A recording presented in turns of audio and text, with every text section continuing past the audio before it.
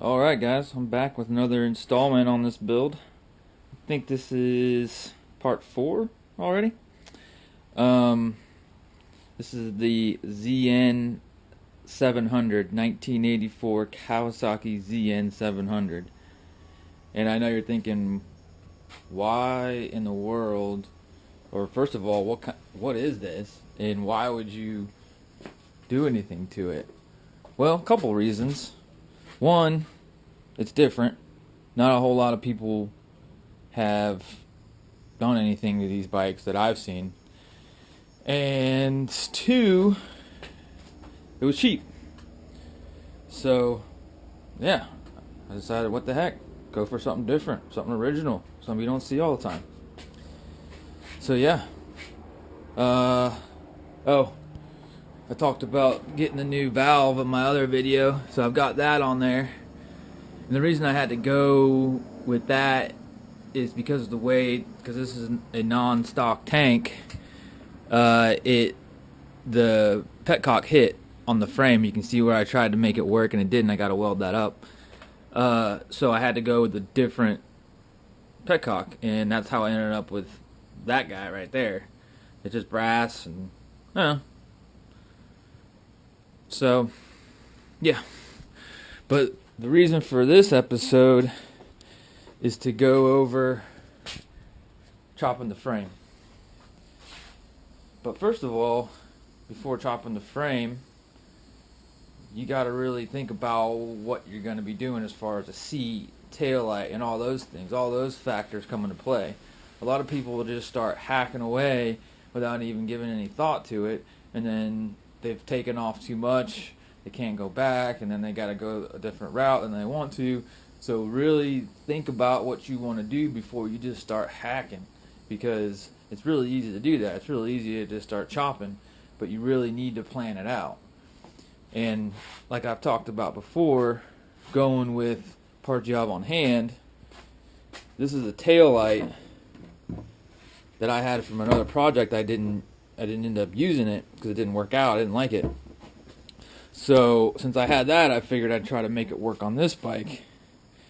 And it seems like it's going to be pretty good in there to me, especially once this frame gets chopped. So it's going to be sitting in there somewhere like that. So now that I know about where this is going to sit in there good, I can cut my frame based on that. And then after the frame's cut, I can build my seat on that. So it all kind of lines up. So yeah, that's where I'm at. I'm gonna start making some marks and start cutting this frame up. I'll get you guys back in a little bit.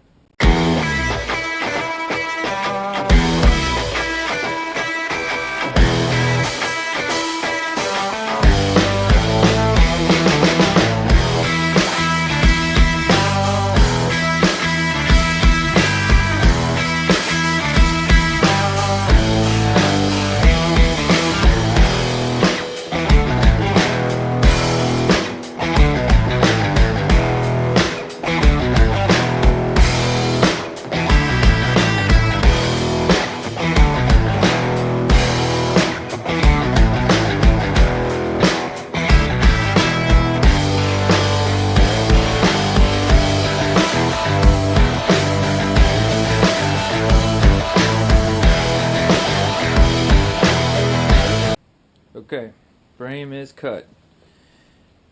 I used the Sawzall to do it, but you could easily use an angle grinder with a cut-off disc. You can see I went right in front of those bolts right there, so I didn't have to cut through them. It just worked out pretty good. Now, I'm going to take a 40 grit flap disc and clean that up. Make it nice and square, flat, just dial it in. Make it look better. Then after you do that, you got two options. You can, if you can weld, I would suggest welding that up just to seal it, keep moisture and stuff, everything out of there. Or if you can't weld, an option, take a rag, jam it inside of there, so you got, like, you know, a little bit of space in there. Get some epoxy, fill that up with epoxy, tape over it so it stays in there and hardens, and then that'll seal that up, and you can paint over it or leave it, whatever you want to do. If you really want to leave it, you can. Not a super big deal, but I'm gonna end up welding it closed just because I like the way it looks. And yeah, so you got a couple options there. Alright guys, so I did a little grinding on there. Just made it nice and flat, went around the edges, so I got a good place to weld off of. Some good clean metal to weld on. I'm going to talk about putting this headlight on, or sorry, tail light. What I'll probably end up doing is welding in a piece of this flat bar stock right into here. Still got to cut it. So probably right in that area. So that'll probably go there.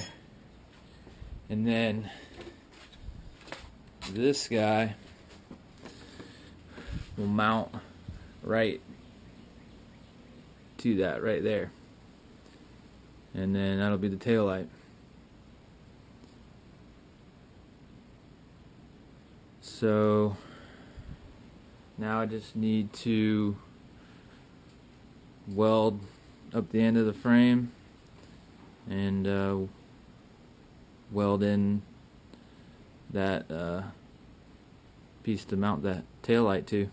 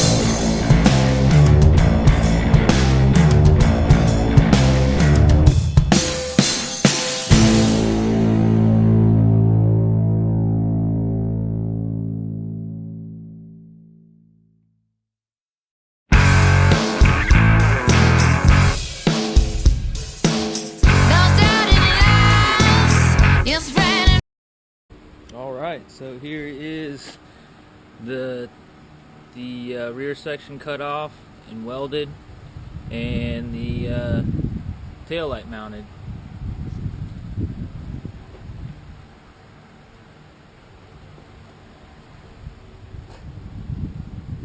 Welds could be better, could be worse, but I know one thing, it ain't coming off. That's for sure. So all I need to do is wire that up, which I'm not going to get into in this video, maybe in another one. Just make sure you solder all your connections. I hate crimp connectors. I don't recommend them. Soldering is quick and easy if you just take a little bit of time to learn how to do it, and it's not going to come apart on you. Well, that's it for this one. I'm waiting on parts for the exhaust, so I'll probably get into the seat next. I've got some pretty cool tricks for that, for doing a custom seat like this, because you're not going to be able to build, or rather buy a seat for a bike like this. It just, you gotta make it completely custom. So I'll probably get into that next. So that's it. Until the next video.